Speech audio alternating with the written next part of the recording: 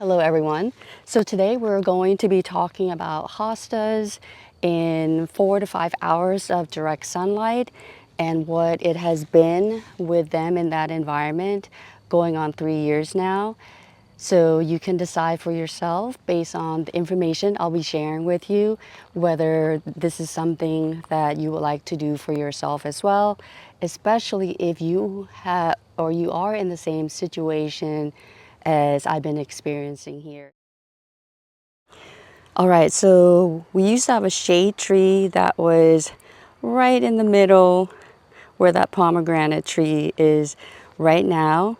And that tree used to shade this whole area. And please excuse the mess right there. We're trying to get that all situated. So anyway, it used to be right here. So this whole area would be in shade. There used to be ferns and hostas. So because we lost that shade tree, it was very limited with where we could plant shade-loving plants. As you know, hostas prefer to be in the shade or underneath that dapple sun environment. And mind you, we have deer issues as well over here. So limited shade and deer issues. So the only possible area that I could think of to have them be planted, pretty much have them be transplanted to their new home, would be underneath the Japanese maple, which is in the front of me there. All right, so this is the Japanese maple that provides some shade. And the good thing about this is that it's closer to the house. That means that the deer is less likely to come this close. But as you know, with deer, if they wanted to, they could. It just means it makes it a little bit harder for them versus, having an area that's farther away. They have an easier chance to get there without any human eyes seeing them. All right, so right now it's around 7 p.m. in the evening. The sun is setting on that side. It will eventually go farther and farther down. But before that, it would be traveling, you can't see it, but in this fashion going down this way. So because of that, this whole area is in full direct sunlight. So at 4 o'clock, it was blazing hot. So same thing with 3 o'clock. So around 2 to 3 o'clock is when this area would be in full sun. And you can see I have hostas right here. So these guys will get baked in the sun. Right now, the temperatures are still cooler, so they're doing okay. They're doing better. But during the summer, when we get 4 to 5 hours, right now we're getting 3 hours of direct sunlight. But come summer, we will be getting 4 to 5 hours. And these guys right here would be baking in the hot sun, and they would get sunburn. They would have crispy edges. So these hostas do beautifully in the spring, no issues. It's just during maybe the 1 to 2 months during the summer that they don't do as good. They don't look as good. They look like that they are struggling. Otherwise, they don't do as bad. It's just that, if you would like them to look more lush and all that, it's not going to happen. They're just going to look like they're struggling during, I would say, July, August is when they struggle the most. See, right now, today was in the 80s, and they are fine.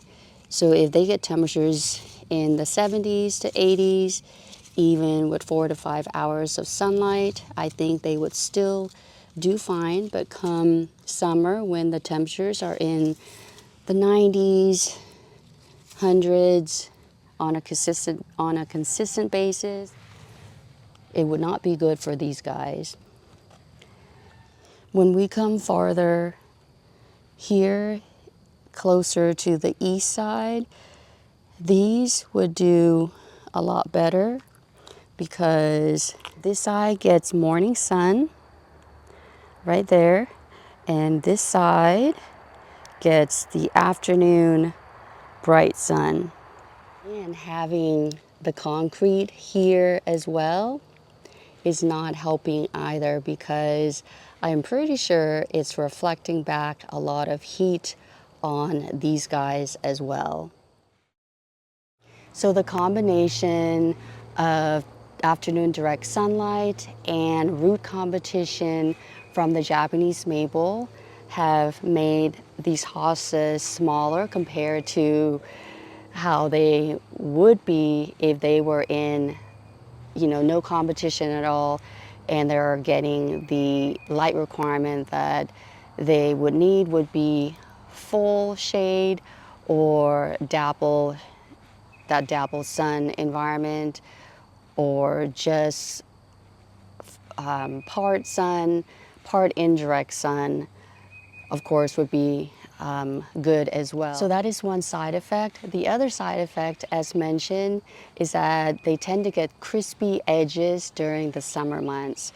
So you could say those are two bad side effects. So the next side effect, I think, could be positive or negative, and that is because the leaves are smaller, I feel like they are less susceptible to being eaten by the slug, or just have them look not as good when they do get attacked by the slugs. And because they're smaller, the deer might not be able to see them as readily compared to if the leaves were a lot bigger. So I kind of like the fact that they are smaller because, it's just, as far as maintenance goes, it's just a lot easier, a lot more convenient, less pruning that you have to do, less you have to worry about slug issues. And overall, even though they might get eaten by slugs, they might not look as bad. What are some of the solutions if you have limited shade and also deer pressure or even rabbit pressure, and you would still like to grow hostas? So based on my experience here, you can still plant the hostas in 4 to 5 hours of direct sunlight, but just know that the leaves might get scorched during the summer months, and you might want to consider maybe cutting them back, or just cutting them back totally, or just most of the leaves. And the other solution would be to move the ones that are in 4 to 5 hours of direct sunlight right now and move them into the east side, the side, in my situation here, the side that gets morning sunlight but afternoon shade. And that is something I would like to do with the hostas here as well. So come fall, the ones that are in 4 to 5 hours of direct sunlight, they will get moved to the east side. If you are gardening in the same growing zone, same growing condition, and you have a lot more experience and have been successful growing hostas in 4 to 5 hours of direct sunlight, and you have tricks and tips that you would like to share, please write in the comments section down below. And if you are new here and you want to grow hostas in 4 to 5 hours of direct sunlight, just know that they will do well in the spring, but come, during your hottest months of the year, they might not do as well.